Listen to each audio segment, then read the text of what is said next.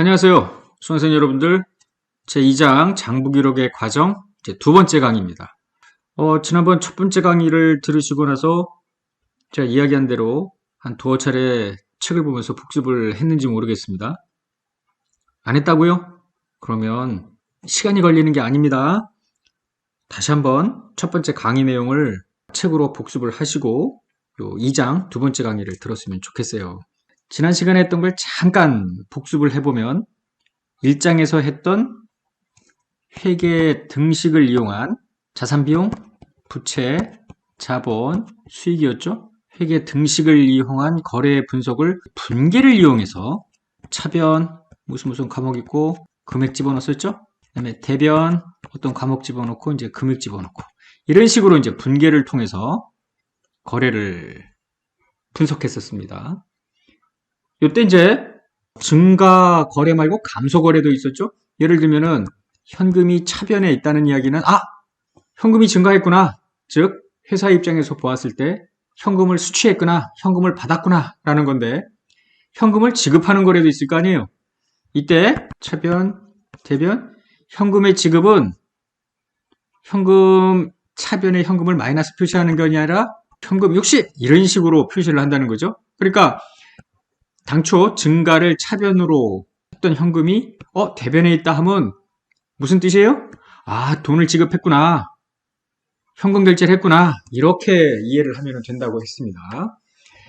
지금 우리가 하는 이 과정은 뭐냐면 1장에서 했던 회계 등식을 이용한 시산표를 만들고 재무상태표나 포괄 손익계산서를 만들면 정보가 총액으로만 표시되어 있기 때문에 세부 항목을 알지 못한다라는 한계가 있잖아요.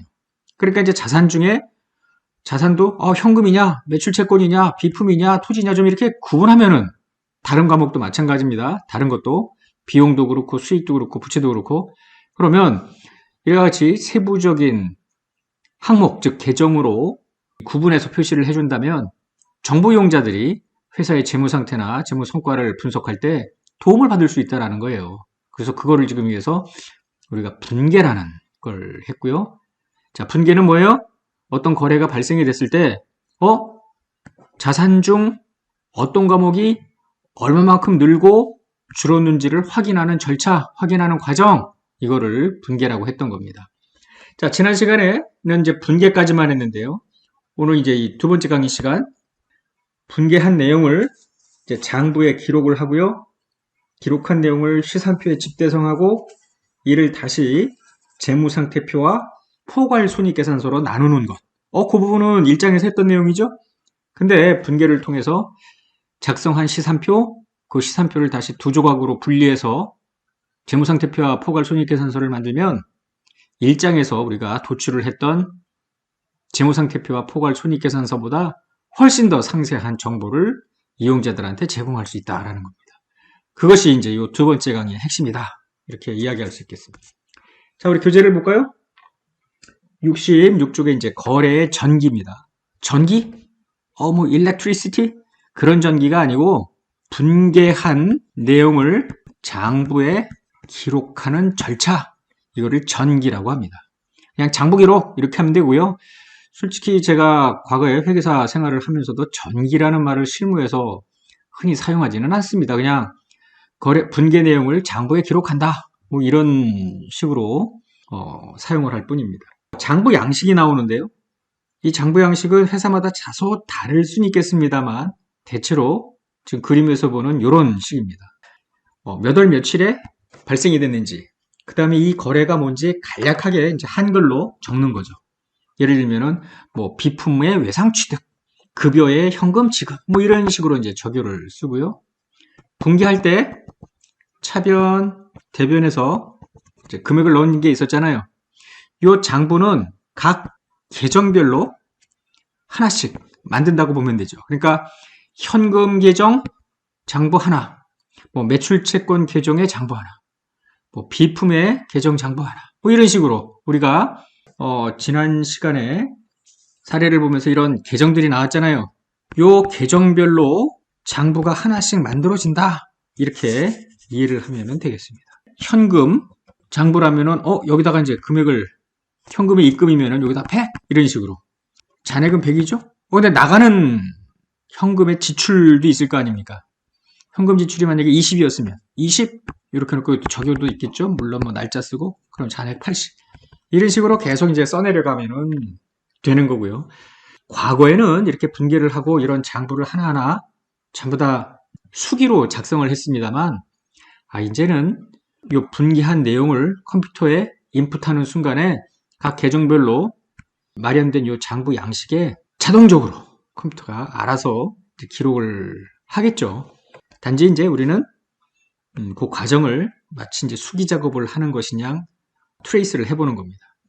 자, 이렇게 각 계정별로 마련된 장부에다가 분기한 내용을 기록하는 절차, 이거를 전기라고 하는 겁니다. 그러면 우리가 지난 시간에 모두 9가지의 거래를 분개했는데요. 이제 분개를 한 것을 각 장부에다가 옮겨 적는다고 했어요. 지난 시간에 했던 내용을 다시 더듬어 보면은 현금 장부만 한번 놓고 보았을 때 1월 2일 날 주주로부터 주식을 발행하고 출자를 받았죠. 그래서 차변에 100만 원 이렇게 됐습니다. 그러니까 잔액 100만 원이죠. 1월 5일 날 건물 취득하면서 70만 원을 썼죠. 그때 차변에 건물 70만 원, 대변에 현금 70만 원. 이게 대변 아닙니까? 현금 대변. 그래서 잔액은 30만 원. 1월 20일에 컴퓨터 용역을 제공하고 20만 원을 받았잖아요. 차변에 현금 20만 원, 대변에 매출 20만 원. 이런 분개를 했죠. 그 분개한 다음에 요 20만 원. 그래서 이제 50만 원. 이런 식으로 쭉 분개한 내용을 여기는 결국은 입금이죠. 이쪽은 출금이겠죠. 그래서 입금, 출금 해서 월 말로 가면은 이제 매월 월별로 이제 작성을 하게 되는데 1월 말에는 36만 원으로 끝나죠.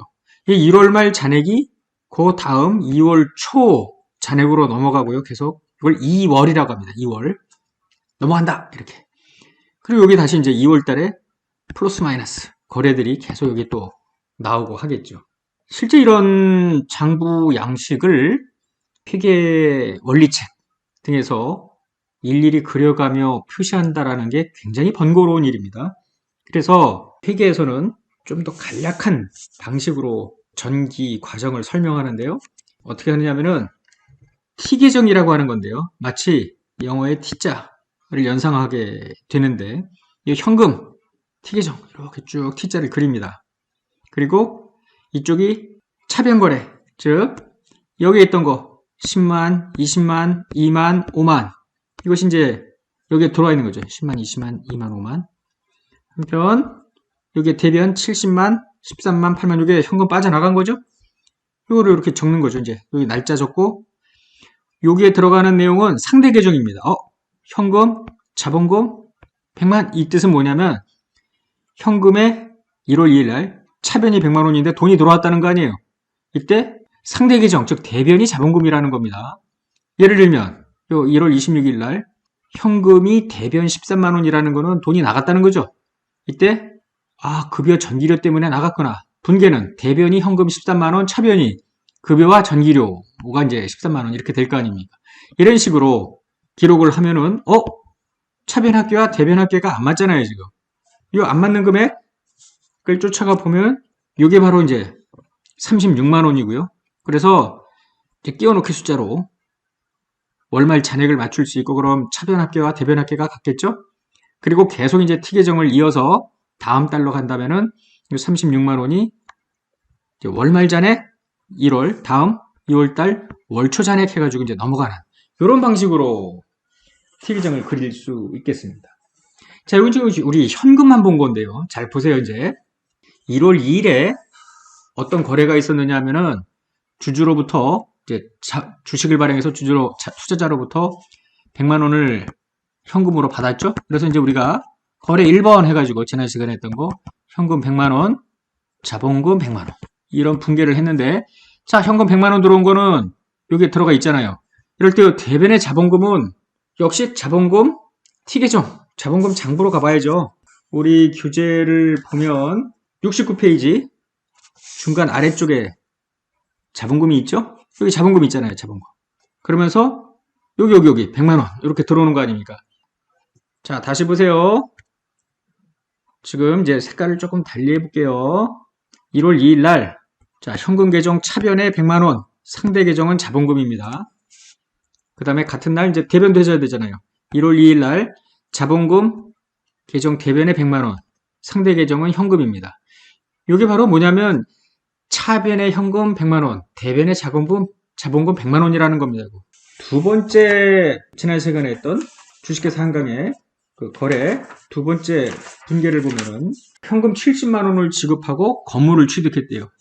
그러면 자 보시면 현금이 70만 원 나가잖아요, 여기 지금 대변으로. 그리고 건물 때문이래. 요거 해 주시고 그럼 건물 T계정으로 또 가야지. 그래서 건물 증가됐죠? 70만 원 1월 5일 상대 계정입니다. 이건 차변의 건물, 대변의 현금. 아, 돈 주고 건물 샀구나. 이런 식으로. 3번 분계가 뭐였어요? 비품 80만 원을 외상 취득. 그러면은 자 비품 8만 원 증가했죠? 차변에 현금이 아니라 미지급금. 상대 계정. 그럼 미지급금 가보시면 여기 이렇게 8만 원. 이렇게 우리가 지난 시간에 했던 분계 1, 2, 3, 4, 5, 6, 7, 8, 9 9개 분계를 하면서 이거를 전부 다 이제 요 책에서 보는 요 계정에다가 집어 넣는 거예요. 이렇게.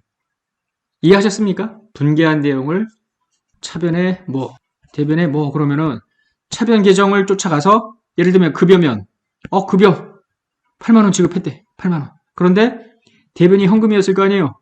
그러면은 현금 1월 26일 여기 급여 요 13만 원에 이제 전기료랑 함께 나갔으니까 여기 8만 원이 여기 이제 들어가게 되는 거죠. 이렇게 모두 다 장부 기록을 맞춰 놓을 필요가 있죠. 실제로 컴퓨터라이즈 된 시스템 하에서는 분계를 하는 순간에 자동으로 해당 계정의 요 금액들이 다 세이브가 된다 이렇게 생각을 하면 되고요.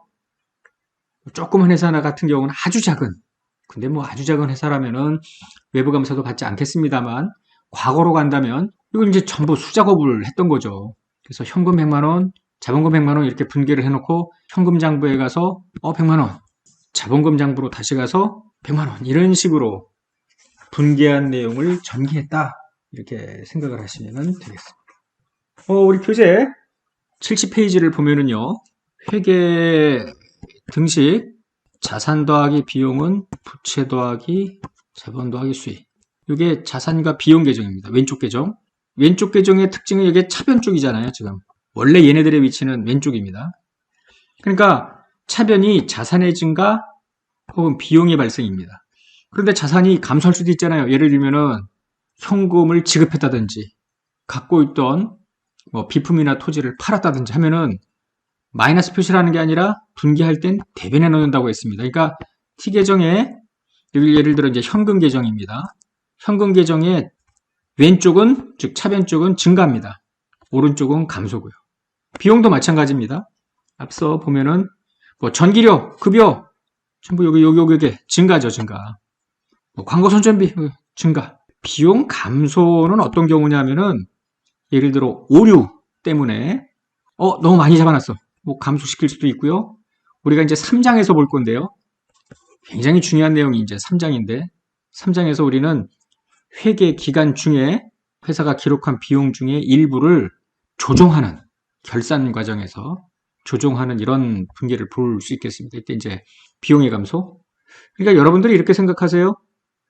자, 자산과 비용은 애초에 왼쪽 차변 계정이었습니다.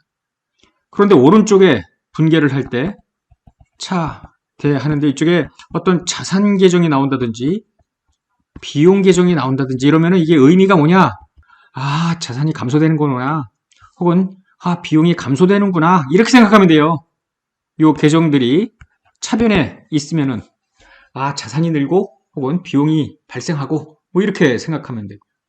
한편 색깔을 좀 달리 해볼게요. 애초에 이쪽 부채 자본 수익은 오른쪽 대변 계정이었습니다. 그러니까 이쪽이 증가 또는 발생 쪽이 이제 이쪽에 T자 전개를 할 때 잡히게 되는 거죠. 감소는 이쪽입니다. 그러니까 앞서 미지급금 같은 거를 한번 볼까요? 미지급금 원래 발생은 8만 원 비품 사면서 나중에 줄게 그랬잖아요. 그 중에 전부 또는 일부를 갚을 수 있죠? 그러니까 여기서 이제 갚아버리니까 8만 원 잔액은 0이 돼버리는 거 아닙니까? 지금 분개한 내용과 이 T 계정을 이용한 전기 어려운 게 아니라 분개한 거 차변에 뭐라 썼으면 이 차변 쪽으로 가면 돼요. 대변에 뭐라고 한 거 있으면은 그 해당되는 계정의 오른쪽 즉 대변 쪽에 쓰면은 된다. 뭐 이런 것이지 뭐 오묘한 뜻이 있는 거는 아니다. 1장에서 우리는 회계 등식을 이용해서 그죠? 여기 합계가 같아. 그래서 이제 T자를 그려서 시산표라는 걸 만들었고요. 이 시산표를 윗부분 아랫부분으로 두 동강이를 냈죠. 그래서 아랫부분이 포괄손익계산서, 윗부분이 재무상태표 뭐 이렇게 재무제표라는 걸 만들어 봤는데 이제 우리가 요 앞부분 회계 등식이 아니라 이제 분계를 이용해서 전기까지 했잖아요. 그러면은 계정이 만약에 10개다 그러면은 10개의 T 계정이 만들어져 있을 거 아닙니까? 전기를 했으니까. 요거를 하나로 썸 했다고 보세요. 이 T 계정에 나와 있는 내용들을 전부 다 이렇게 압축을 했어. 모두 다. 그게 바로 시산표나 다름이 없습니다. 똑같은 방식인데 이제 분계를 통해서 장부 기록을 하고 이걸 시산표로 집합을 시켰느냐?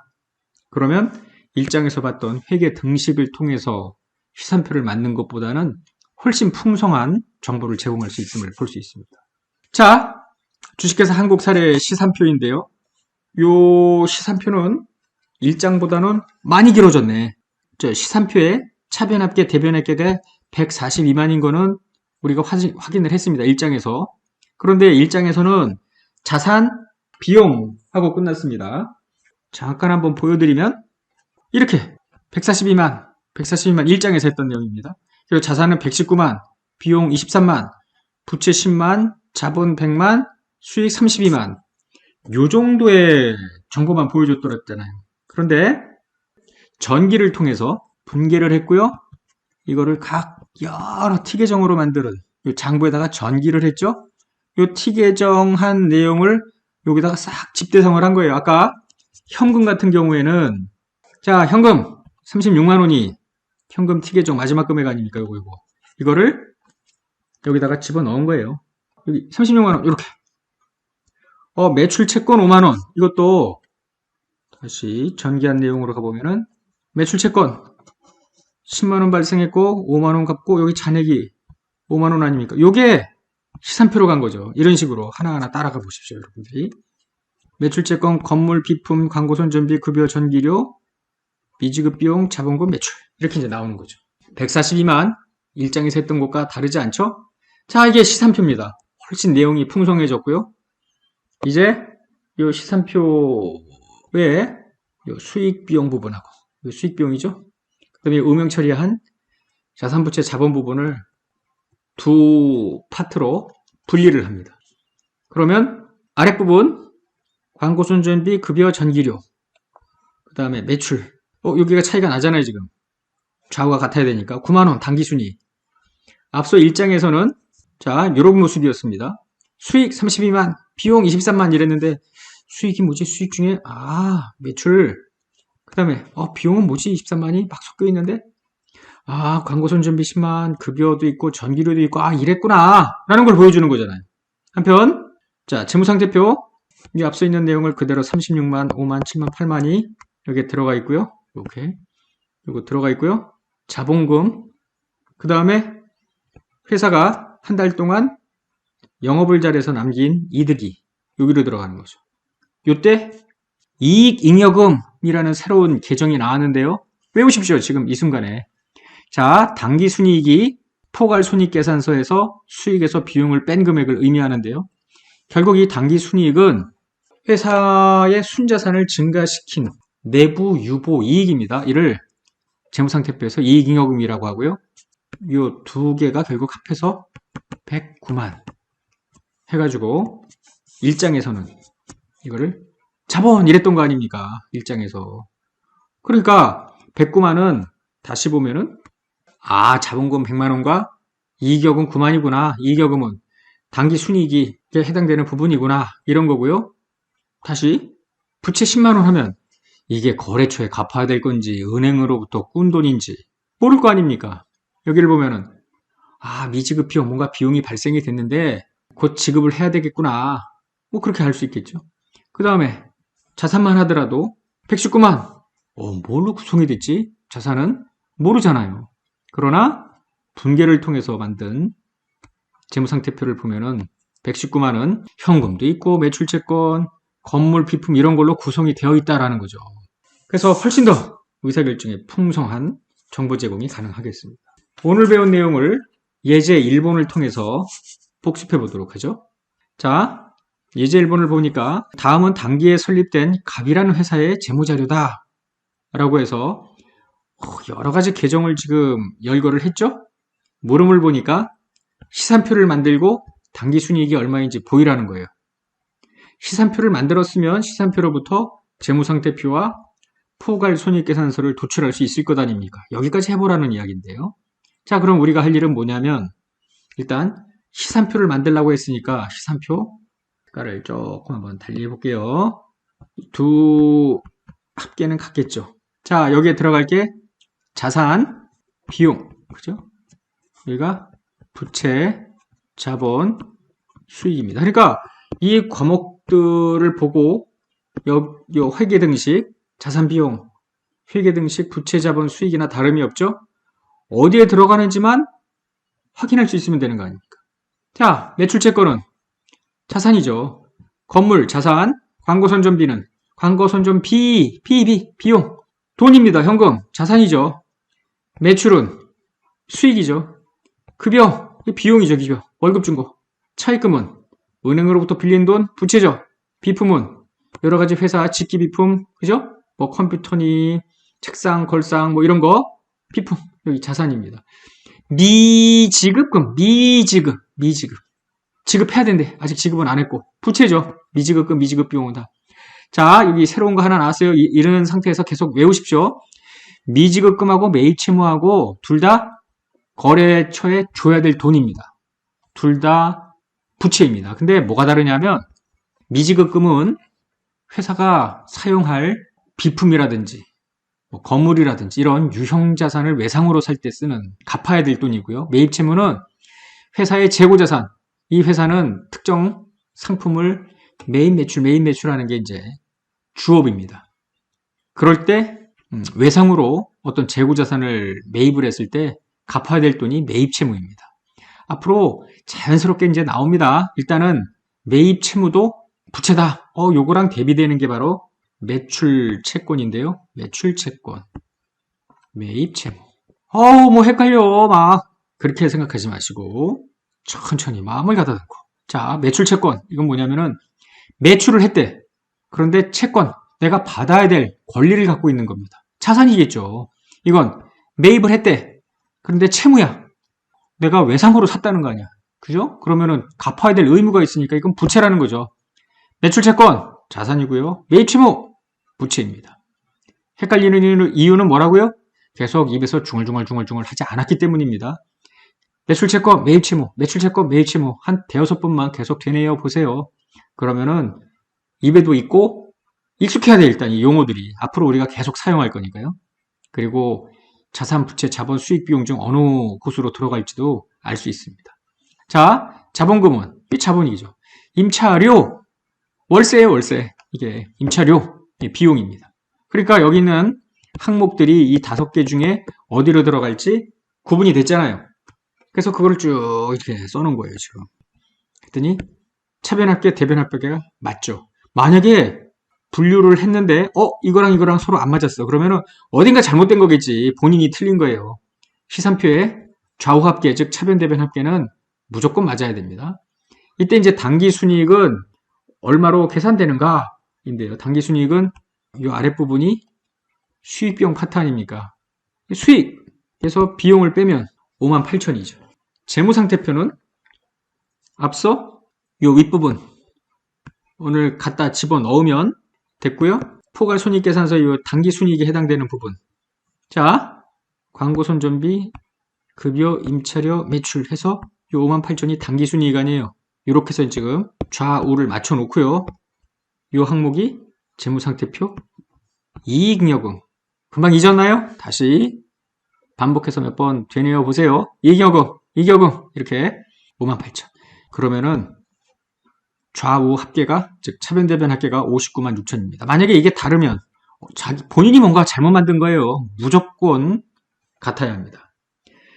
자, 이렇게 만든 재무상태표 포괄손익계산서는 회계 등식만을 이용해서 일장에서 만든 포괄손익계산서나 재무상태보다는 훨씬 풍성한 정보를 제공할 수 있다는 거예요. 세부 항목, 즉 계정을 통해서 우리가 분계를 했기 때문에 분계한 내용이 장부에 전기가 됐고 전기한 내용이 시산표에 집합이 돼서 그걸 분리했으니까 다 보여주는 거죠. 이제 이러한 것들을 어떻게 활용할 수 있는가?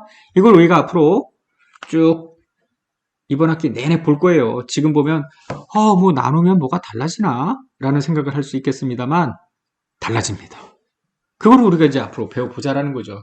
이렇게 세부적으로 나눴는데도 합친 거하고 같다 그러면 뭐로 이 짓을 하겠습니까? 귀찮게. 뭔가 달라진다라는 것이죠. 오늘 2장 장부기로 두 번째 시간입니다. 두 번째 시간이 끝났습니다.